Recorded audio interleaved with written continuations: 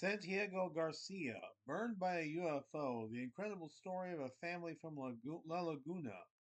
Santiago Garcia stood out among the writer researchers of the 1970s Mexican UFO scene.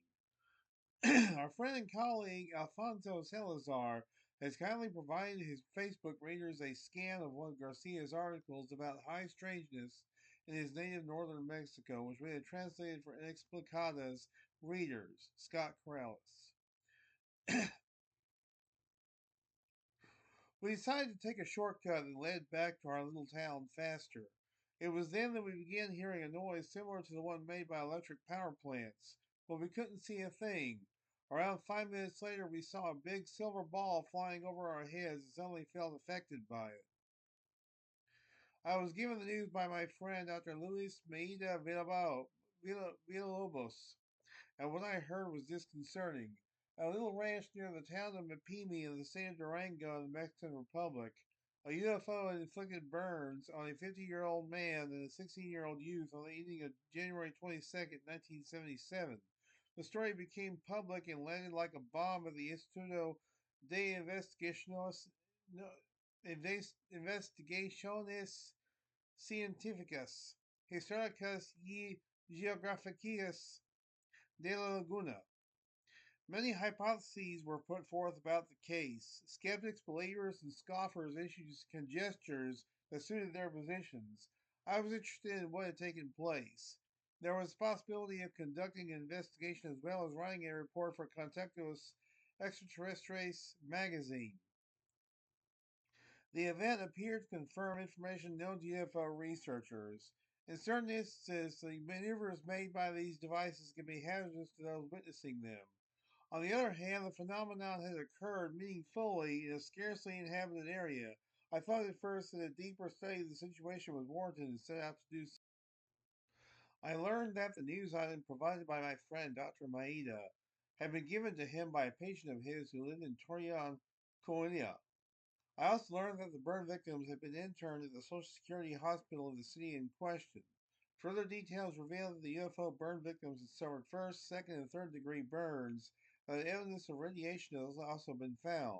The latter was particularly significant, as the medical report made clear that the burns were not due to contact with any flammable material, but rather had been the consequence of exposure to strongly radioactive material. I found it hard to picture so much material existing in the area where the phenomenon occurred. My curiosity led me to further research. Dr. Luis Maeda adduced further information. The man who had suffered the burn lived in Mapimi, Durango, but Maeda had no idea of his address. This was not a hindrance. If one sets one's mind to it, finding someone in a small town isn't hard, especially if the person being sought after was burned by a UFO.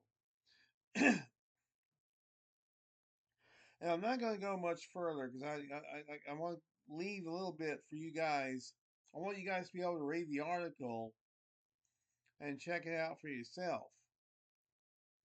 I just read a little sample of it for you guys. Very interesting case, I have to say. People being burned by UFOs. Not something you hear about every day. I mean, we hear about UFOs and UAPs, but we don't hear about anybody being burnt by them. Not very often, anyway. This is one of those cases, though, apparently. I mean, what sort of radiation do these UFOs give off? Is it fatal to humans? That's my question. Or will they live to a ripe old age? We don't know for sure. Perhaps the answer is further in this article. Who knows? But very interesting nonetheless. And that's going to do it for this week. We want to thank you very much for tuning in. You guys are the heart of the show. I always say that, but I always mean it. And I will continue to do this as long as you guys want me to.